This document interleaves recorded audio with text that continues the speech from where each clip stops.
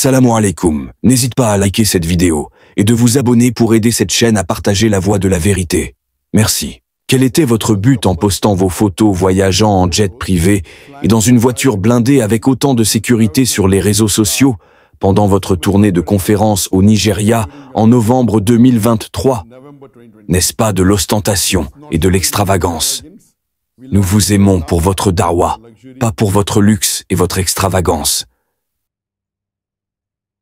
C'est une question très importante. Elle fait référence à ma tournée de conférence au Nigeria du 29 octobre au 10 novembre. C'était pendant environ 2 semaines.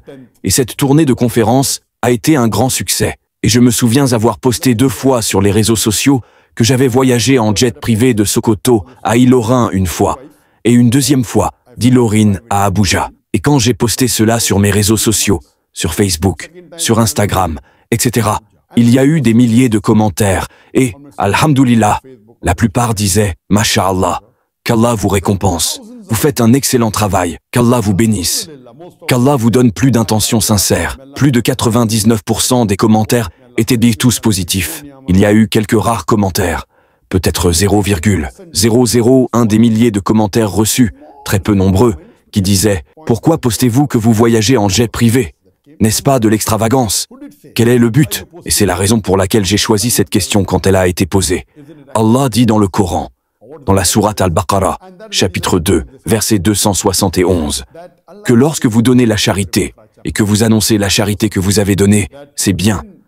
Mais lorsque vous faites parvenir votre charité aux pauvres en secret, c'est mieux. Allah dit donc que lorsque vous donnez la charité, vous pouvez la garder secrète. Comme le dit le hadith, quand ta main droite donne, que la main gauche ne le sache pas, c'est bien.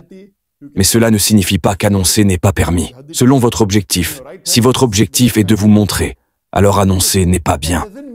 Mais si votre objectif est d'encourager les autres, lorsque vous donnez la charité et que vous l'annoncez et encouragez les autres, c'est bien. Parce que votre intention principale est que d'autres personnes participent aussi à la charité, que d'autres personnes obtiennent de la récompense divine. Donc, si votre raison d'annoncer votre charité est de vous montrer, genre, d'accord, j'ai donné la charité, ce n'est pas bien. Mieux vaut se taire.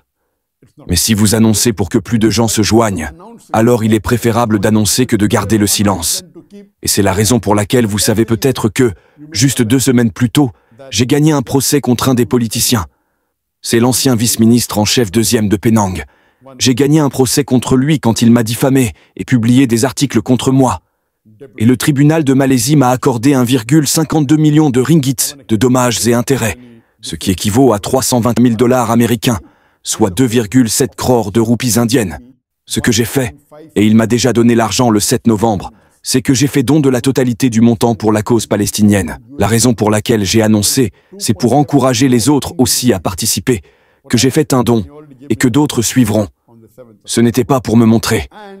De même maintenant, quand vous analysez que j'ai posté 2 fois, à 2 occasions, que j'ai voyagé en jet privé, si vous connaissez mes discours, je parle toujours de simplicité. Il ne devrait pas y avoir d'extravagance. Il ne devrait pas y avoir de luxe inutile. Si vous parlez d'extravagance, laissez-moi vous dire que je n'ai pas payé un seul centime pour ce jet privé. L'autre voyageait en jet privé. Il n'y avait que 13 sièges, alors moi et ma famille les avons rejoints. Si nous ne les avions pas rejoints, nous aurions peut-être dû payer le billet d'avion pour voyager en avion conventionnel ou commercial. Donc dire que j'ai dépensé plus est totalement faux. Je n'ai pas dépensé plus, j'ai économisé de l'argent. Ce n'est donc pas du tout de l'extravagance. Mais pourquoi l'ai-je posté? Si vous voyez, je dis toujours, et je dis aux gens, veillez à ce que votre vie soit simple, même si vous pouvez vous permettre la classe affaires. Voyagez en classe économique. Et je le fais. Par la grâce d'Allah, je peux me permettre de voyager en première classe. Mais ce que je dis aux gens qui voyagent en classe économique, c'est qu'une classe affaires est normalement 4 à 6 fois plus chère que la classe économique. Si vous voyagez en classe économique, avec un peu d'inconfort, ce n'est pas très grave, vous pouvez donner ce montant en charité. Et c'est ce que je fais. Dans toute ma vie, une seule fois, lors d'une urgence, je devais être dans cette ville, et il n'y avait pas de billets disponibles en classe économique. J'ai voyagé seulement une fois dans toute ma vie, au cours des 30 dernières années de mes voyages, où j'ai payé pour une classe affaires. C'est autre chose lorsque je suis invité par le gouvernement, et qu'ils me donnent un billet en classe affaires, en première classe. J'ai beaucoup voyagé ainsi. J'ai été dans des jets privés de nombreuses fois, un nombre incalculable de fois. Non pas que je l'ai demandé. La raison est qu'aujourd'hui, le monde est devenu un village planétaire. Et vous constatez qu'il y a une tendance que vous voyez sur les médias sociaux, que ce soit Facebook, Instagram, WhatsApp, YouTube, où les gens essaient de chercher des modèles. Et nous constatons que malheureusement, la plupart des gens que les autres suivent sont ceux qui ne sont pas sur le droit chemin, que ce soit des chanteurs de rock, des acteurs, des danseurs, des chanteurs de pop, ou peut-être des sportifs, etc. Nous constatons donc que cette tendance existe. La raison pour laquelle je l'ai fait, c'est que par la grâce d'Allah subhanahu wa ta'ala, et le poste lui-même dit Masha'Allah, c'est la grâce d'Allah quand vous constatez que normalement ces choses arrivent à ces célébrités que les gens admirent. Donc ici, ma raison principale en postant cela était de montrer qu'Allah subhanahu wa ta'ala donne la faveur même à ses serviteurs. La raison principale n'était donc pas de me montrer. La raison principale était de dire au monde que lorsque vous travaillez dans le sentier d'Allah subhanahu wa ta'ala, lorsque vous vous efforcez dans le sentier d'Allah subhanahu wa ta'ala, lorsque vous allez répandre son message, Allah ne vous donne pas seulement des bénédictions dans l'au-delà, Allah vous en donne aussi dans ce monde. Comme Allah le dit dans le Coran, si vous vous efforcez pour cette dunya. Allah dit dans la sourate Al-Baqarah, chapitre 2, verset 200, que si vous vous efforcez pour cette dunya, Allah vous donnera la dunya, mais ne vous donnera pas l'akhira. Et Allah dit que si vous vous efforcez pour l'akhira, Allah vous donne l'akhira et la dunya. Je dis donc simplement au monde que je suis un prédicateur. J'ai sacrifié ma vie pour Allah subhanahu wa ta'ala. Je le fais pour l'akhira. Mais voyez la bonté d'Allah subhanahu wa ta'ala. Voyez la faveur d'Allah subhanahu wa ta'ala. Que Inch'Allah, Allah me donnera le plus haut degré du paradis. Inch'Allah, nous prions pour cela. Nous ne savons pas, mais nous prions pour cela. Mais Allah me donne même dans cette dunya. Combien de personnes dans le monde ont voyagé en jet privé? Peut-être 0,00% sur les 8 milliards de personnes qui existent. Le pourcentage qui a pu voyager en jet privé est sûrement de 0,00%. Imaginez donc, Allah, nous ne faisons pas cela pour la dunya. Je n'ai jamais payé, sauf une fois, pour une classe affaires. Jamais payé pour une première classe, bien que nous puissions nous le permettre. Allah nous a donné la ni'ma. La raison est donc de montrer qu'Allah subhanahu wa ta'ala bénit même ceux qui s'efforcent dans son sentier. Ensuite, ce que nous avons aujourd'hui, c'est que nous admirons des modèles. Et le meilleur modèle pour les musulmans est Muhammad, sallallahu alayhi wa sallam. Notre bien-aimé prophète, Muhammad, sallallahu alayhi wa sallam, est le meilleur modèle. Et après cela, les autres prophètes. La deuxième catégorie de modèles sont les califes bien guidés. Ils sont les deuxièmes, après les prophètes, Muhammad, sallallahu alayhi wa sallam. D'abord, puis les autres prophètes. Ensuite, nous avons les sahaba. Ces modèles appartiennent au passé. Ensuite, nous avons des modèles du passé récent. Ensuite, nous avons les modèles qui sont vivants. La raison pour laquelle nous voyons aujourd'hui est que cela s'est produit dans le passé. D'accord, nous savons, concernant la réponse précédente, que nous savons qu'Allah a donné la victoire aux gens qui étaient faibles dans le passé. Qu'en est-il aujourd'hui? Cela s'est produit peut-être il y a 1400 ans, 1000 ans, peut-être quelques milliers d'années, en parlant de Daoud alayhi salam et Goliath, en parlant de la bataille de Badr. Mais Allah a donné des exemples. Même nous connaissons les talibans. Pendant plus de 20 ans, le pays le plus riche, le pays le plus puissant du monde, les États-Unis, a essayé de les détruire. Ils ont dépensé plus d'1 billion de dollars. Mais pourtant, les talibans étaient parmi les plus faibles du monde. Ils ont été victorieux. Nous voyons donc ici que c'est un exemple que les gens s'efforcent dans la voie d'Allah subhanahu wa ta'ala. Nous ne recherchons pas le luxe, mais Allah vous le donne. Le but pour moi était donc juste de montrer la faveur qu'Allah a donnée à une personne qui marche dans ce sentier. Et la raison pour laquelle j'ai dit que nous avons voyagé dans une voiture blindée avec des gardes du corps. Vous pouviez voir qu'il y avait un nombre incalculable de gardes du corps au Nigeria. Non pas que quelqu'un allait m'attaquer. Alhamdulillah, les gens au Nigeria m'aiment. Mais c'est un protocole. Non seulement ils accordent ce protocole aux chefs d'État, etc., mais même à un da'i. Je me souviens quand je suis allé en Gambie, le respect que le président de la Gambie m'a accordé. Son chef du protocole principal a dit « Le protocole que vous avez eu, même les chefs d'État ne l'obtiennent pas. » Je suis allé en Indonésie, et j'ai pu voir qu'à mon atterrissage, quand je suis arrivé à mon hôtel, tous les 50 mètres, il y avait un policier. Donc, depuis le moment où j'ai atterri jusqu'à ma destination, c'est-à-dire l'hôtel, il y avait des centaines ou des milliers de policiers dans les rues. J'ai été choqué. Jamais je n'ai eu un tel protocole avec des policiers tous les 25, 50 mètres sur tant de kilomètres. J'ai été choqué. C'est donc leur amour. C'est donc une faveur d'Allah subhanahu wa ta'ala. Ceci provient de la grâce de mon Seigneur. Pour montrer au monde que vous vous efforcez dans la voie d'Allah subhanahu wa ta'ala, Allah vous donne l'honneur. Nous avons les célébrités, ces pop stars, les chanteurs, 1 million de followers, 5 millions, 10 millions, 20 millions de followers. Allah subhanahu wa ta'ala peut aussi donner à un prédicateur des millions de followers, que ce soit sur Facebook ou sur YouTube. Donc quand nous disons « Hada min fadli Rabbi », que sur mon Facebook il y a 23,7 millions de followers, il n'y a aucun orateur religieux anglophone dans le monde, qu'il soit hindou, chrétien ou musulman, à qui Allah ait donné plus de 23 millions de followers. Et alhamdulillah, c'est une bénédiction d'Allah subhanahu wa ta'ala. Ce n'est pas pour se montrer, c'est pour montrer que vous vous efforcez dans la voie d'Allah subhanahu wa ta'ala. Allah ouvre les chemins. Donc, quand j'ai posté des photos de moi voyageant en jet privé, ce qu'un petit pourcentage, 0,00% des gens dans le monde ont fait, ou ayant une voiture blindée avec tant de sécurité, c'est un honneur, c'est un protocole. La raison était donc de montrer au monde l'honneur qu'Allah vous donne dans ce monde et dans l'akhira. C'est donc pour donner une indication aux musulmans que vous vous efforcez dans le sentier d'Allah subhanahu wa ta'ala. Vous vous efforcez pour l'akhira. Allah vous donnera l'akhira et cette dunya aussi. C'était donc mon seul but. C'est la raison pour laquelle plus de 99% des commentaires disaient « Masha'Allah », qu'Allah vous accorde plus. Ils ont compris la raison. Il y a peut-être peu de gens comme le questionneur qui l'ont posé. Quel était le but? Ils ne comprennent pas la sagesse, parce que je dis toujours, et je dis qu'une personne devrait avoir un profil bas, et je leur dis qu'Allah m'a béni même dans cette dunya. Mais malgré cela, nous gardons un profil bas. Et j'ai dit cela de nombreuses fois dans mes conférences, que je possède une voiture Toyota Innova. C'est le maximum.